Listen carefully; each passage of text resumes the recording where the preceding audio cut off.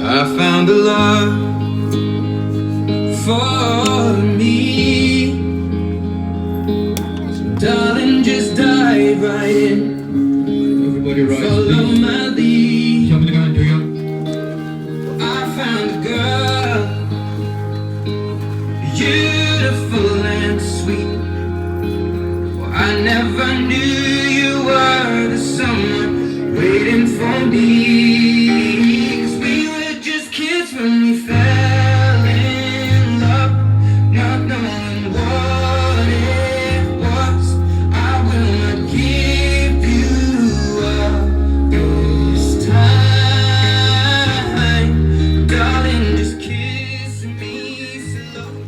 Your heart is all I own, and in your eyes, you're holding mine.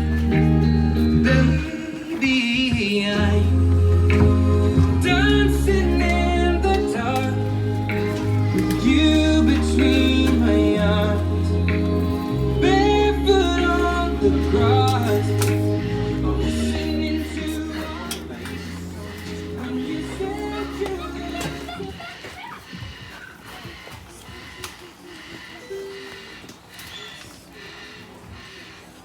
Please be seated.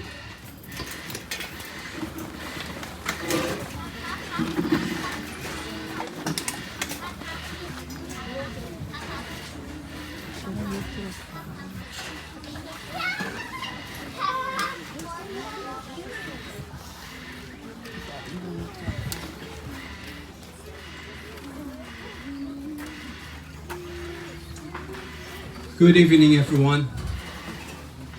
Thank you for coming. It is with a great sense of joy and thanksgiving that I welcome all of you to the celebrations of marriage of Mercy and Glen, as the two of them commit their lives to each other forever in the presence of God, family, and friends. Your presence this evening signals your own favor on the union of this couple. So on behalf of the bride and groom and their family, I thank you for being here and welcome every one of you to join us in worshiping the Creator and the Redeemer who has established the holy estates of marriage. Thank you all for coming. Let's pray together. Heavenly Father, we thank you for this evening and ask for your protections, guidance, and wisdom as we move forward with the ceremony. We give thanks to this time to join us, family and friends, in witnessing of the union of these two in the bonds of marriage. We ask that you place them as they are to be joined together this evening in holy matrimony. Keep them under the protection of your gracious care. Look on them with your mercy and favor. We thank you for their families that have reared them to maturity and have instilled in them the honor that is due to each other in marriage. Grant that their marriage will be more than an outward union, but rather the placings of heart, spirits, and purpose to your glory. We pray in the name of your Son, our Savior and Lord Jesus Christ. Amen. I have a short message for tonight. We have gathered here this evening in the sight of the Holy God, and disassemble witness to a ceremony honoring the institutions of marriage. We have assembled here because of our great love for the bride and groom in the presence of God, to unite them in marriage. And marriage is the noblest human institution and one that is divine in origin. And in the power and wisdoms of God, marriage was the first institution ordained by God. Marriage is not the inventions of man, but God created marriage, and its purpose is to glorify Him, exalt Jesus Christ, and display His gospel. when a man and a woman express their desire to become one, it is to be with the understanding that God has brought them together. As with all life, what matters most in marriage is all about God. Mercy and Glen have come here this evening to declare that we believe it is God's power and providential will that they picture the gospel of Jesus Christ by becoming one flesh. So this evening, they will take their vows before you and before each other, but primarily in the sight of Almighty God, the Father, Son, and the Holy Spirit.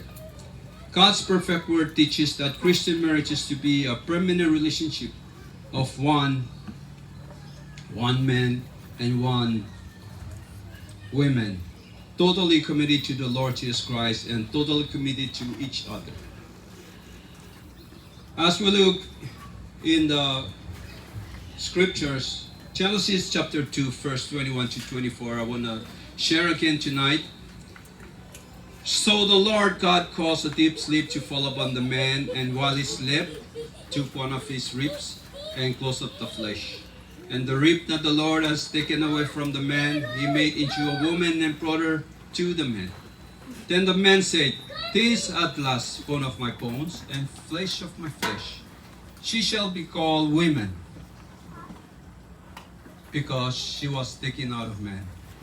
Therefore, a man shall leave his father and his mother and hold fast to his wife, and they shall become one flesh." One last thing to share is this number one. In our physical life, we call 1 plus 1 is 2. But when we get married, we become 1. 2 become 1. It's not 1 plus 1 is 2, but it's 2 equals 1. I tried to explain it to them also about what it means to be one. As we look into, let's say, in sports, when there's a team, the team could be more than 5, it could be more than 1, it could be more than 2, and it depends of different kind of sports that we attend or we play. It could be more